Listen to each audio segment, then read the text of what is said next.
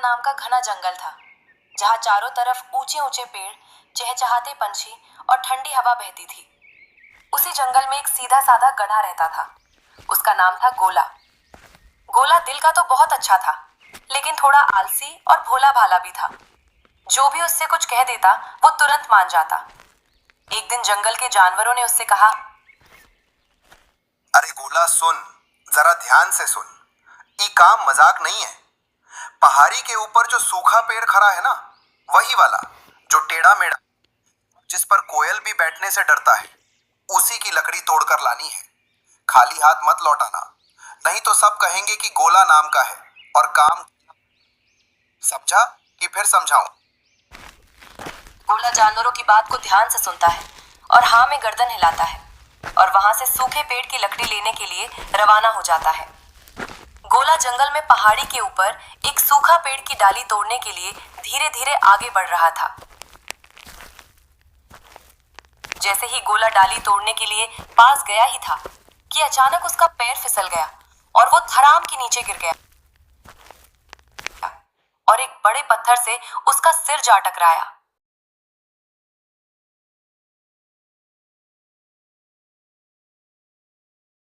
कुछ देर बाद जब उसकी आंखें खुली तो उसे कुछ भी याद नहीं रहा। मेरा सिर बहुत दुख रहा है और मैं कौन हूं? ये धरती आसमान घूम क्यों रही हैं? मैं यहाँ किस काम से आया था? लकड़ी लेने आया था या लकड़ी मुझे लेने आई थी? और मेरा नाम, अरे बाप रे बाप, मैं तो अपना नाम भी भूल गया हूं।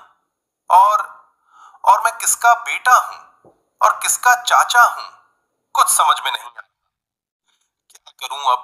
कहां जाऊं मैं? गोला अब अपनी याददाश्त खो चुका था। वो उठकर जंगल की तरफ जाने लगा। कुछ दूर आगे बढ़ा ही था कि रास्ते में उसे मिला कालू लकड़बग्घा।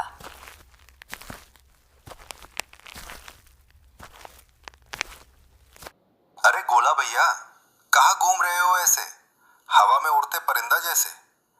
देखो जरा, मेरी गुफा के आगे बड़ा पत्थर गिर गया है। मैं अंदर जाऊं तो अटक जाता हूं, बाहर आऊं तो ठोकर खा जाता हूं। तुम तो ताकत में पूरे 10 बैलों के बराबर हो। जरा हटवा दो ना वो पत्थर, बड़ा पुण्य मिलेगा तुम्हें। और देखो, काम करके जाना, भाग मत जाना बीच में। और कौन गोला? कहाँ का गोला? अरे तू मुझे किस नाम से बुला रहा है? मैं कोई मजदूर लग रहा हूं क्या? और सब लोग मुझे पहचान कैसे रहे हैं? मैं तो खुद को नहीं पहचान पा रहा। हटो रास्ते से, पहले मैं ये जानूं कि मैं हूं कौन, फिर सोचूंगा पत्थर हटाने के बारे में। गोला जंगल के किसी भी जानवर को पहचान नहीं पा रहा था। उधर लोमड़ी पेड़ों के पीछे छिपकर ये नजारा देख रही थी। उसके भी कुछ समझ में नहीं आ रहा था कि गोला ऐसा क्यों बोल रहा है। कुछ तो गड़बड़ है। ये गोला आज सबको उल्टा जवाब दे रहा है। लगता है सिर पर चोट लगी है। अगर अभी इसे समझा लिया ना तो पूरा जंगल मेरे इशारे पर नाचेगा। इधर गोला लकड़बग्घा को नजरअंदाज करके आगे बढ़ जाता है। थोड़ी दूर चलने के बाद चमेली लोमड़ी उसके सामने आकर खड़ी हो जाती है। अरे मिंटू मिंटू, कहाँ घूम रहा है रे तू? मैंने तुझे सुबह क्या काम दिया था, भूल गया क्या? तुझे तो मैंने साफ साफ कहा था कि पहले नदी से पानी भर कर लाना, फिर मेरे लिए जामुन तोड़ कर रखना। और देखो, तुम तो बचपन से ही ऐसे हो, नाम मिंटू काम मिंटू, हर बात भूल जाते हो। अब मत बोलना कि तुम्हें अपना नाम भी याद नहीं। तभी गोला सोच में पड़ जाता है और मन में बड़बड़ाने लगता है। जंगल सभी जानवर मुझे पहचान कैसे पा रहे हैं? और अब ये लोमड़ी भी मुझे पहचान पा रही है और ये मेरा नाम भी जानती है। मुझे मिंटू मिंटू कहकर बुला रही है, लेकिन मैं किसी को पहचान क्यों नहीं पा रहा हूं? गोला मन में सोचने के बाद लोमड़ी से बोला, अरे लोमड़ी, तू मुझे पहचान कैसे पा रही है? मैं तो किसी को पहचान नहीं पा रहा हूं और तुम मुझे मिंटू मिंटू बुला रही हो। मुझे जानती है तो बताओ मैं कौन हूं, मेरे माता पिता कौन हैं और मेरा घर किधर है, और तुम और मैं कहां मिले हैं? लोमड़ी गोला की ये बात सुनकर मनी मन में और खुश होने लगी और मन में सोचने लगी, क्या ये सच में अपनी याददाश्त खो चुका है? अगर ये सच है तो मेरे लिए और भी आसान हो गया है। मैं अब इसे अपनी चाल में फंसाकर अपना सारा काम करवा सकती हूँ और इस जंगल में इसके जरिए राज कर सकती हूँ। अरे मिंटू, तुम भूल गए क्या? मैं तुम्हारी बचपन वाली दोस्त हूँ। हम दोनों इसी सुंदर वन के किनारे साथ साथ खेलते थे। जब तुम कोई काम नहीं करते थे और दिन भर आलस करते रहते थे, तब तुम्हारी माँ तुम्हें खूब डांटती थी।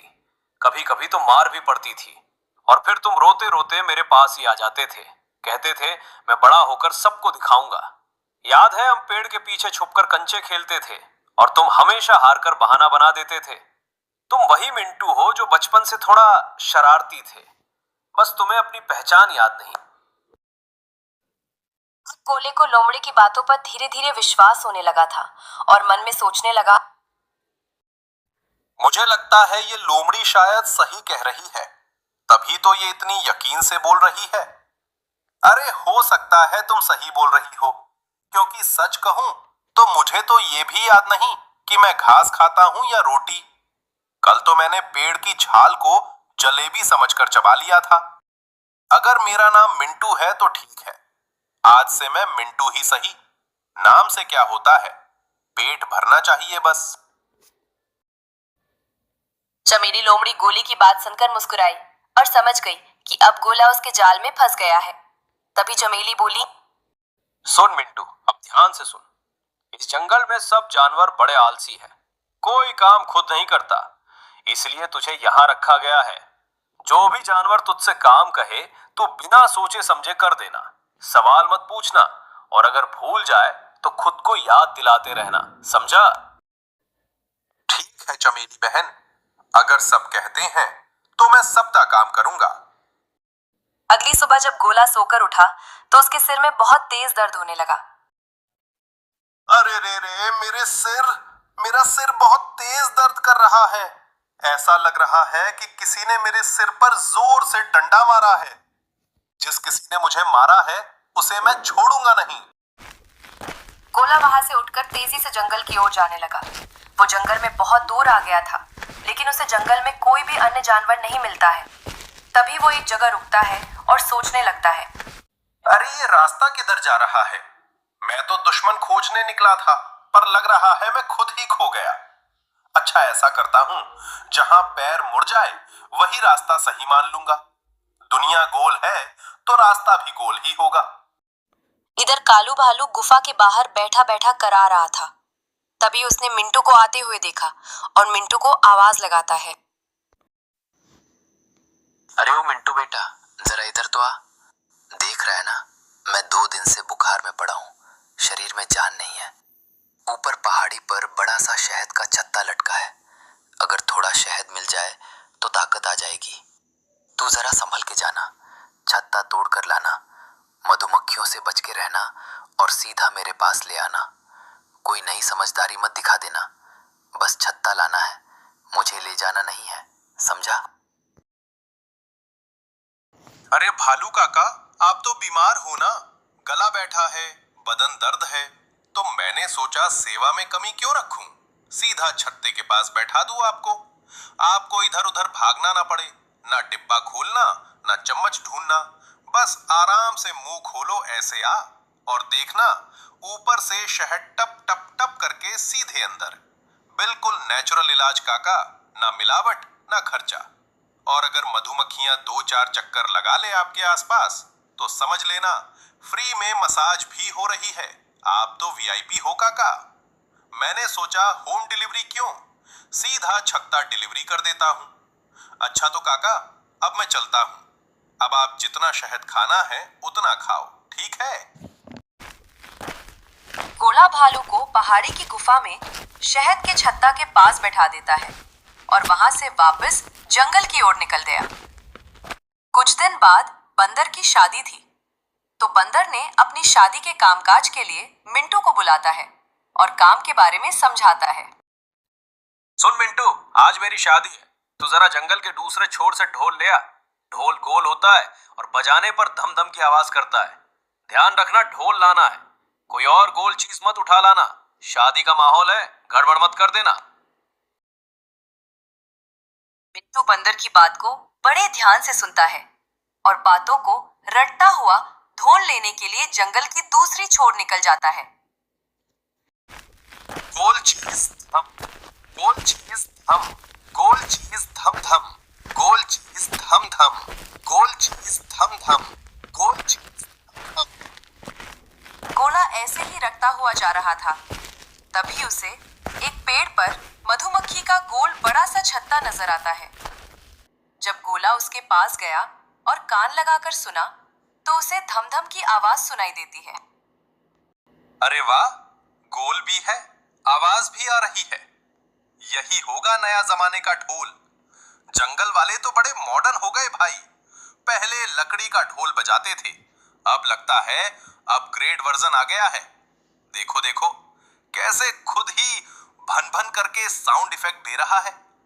अरे ये तो ऑटोमेटिक ढोल है, बिना डंडी के खुद ही बज रहा है।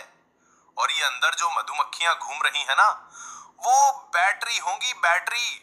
लाइव साउंड सिस्टम फिट है इसमें। वाह रे जंगल टेक्नोलॉजी। अब ढोल मन मधुमक्खी फिट करते हैं, भन भन बेस और धम धम बीट। अरे अगर इसे बजा लिया ना तो पूरा जंगल नाचेगा और मैं बन जाऊंगा डीजे मिंटू। अब उसने सारे शहद के छत्ते को तोड़ लिया और ले जाकर बंदर की शादी में ले गया। जैसे ही शादी में पहुंचा, सभी जानवर इधर उधर भागने लगे। अब लोमड़ी अपने घर की ओर चला जाता है। उधर लोमड़ी गोला का आने का इंतजार कर रहा था। जैसे ही गोला घर में पहुंचता है, लोमड़ी कहती है, अरे चिंटू, तुमने ये क्या किया? बंदर की शादी को बर्बाद कर दिया। अच्छा ऐसा करो, जंगल के दूसरे किनारे के पास एक गुफा में जादुई फूल है, उससे तुम मेरे लिए ले आओ। गधा जाने लगता है। धीरे धीरे गुफा में पहुंच जाता है। जैसे ही पहुंचता है, गुफा में पहले से ही उसके पिता रहते थे।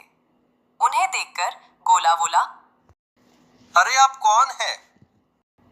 गोले के पिता बोले, अरे गोला, तुम मेरे बेटे हो, तुम गोला हो ना कि चिंटू। वो लोमड़ी तुम्हें धोखा दे रही है। फिर दोनों मिलकर शेर सिंह से लोमड़ी की शिकायत करता है। शेर सिंह लोमड़ी को बुलाता है। अरे लोमड़ी, तुम तो बहुत चालाक हो। भोले भाले जानवरों से अपना काम निकलवान ये कहाँ का कानून है? जाओ इस जंगल से बाहर चले जाओ, नहीं तो मेरे हाथों से मारे जाओगे। लोमड़ी जंगल से बाहर चला जाता है। हमें कभी भी किसी के साथ गलत नहीं करना चाहिए, क्योंकि गलत का परिणाम हमेशा गलत ही होता है।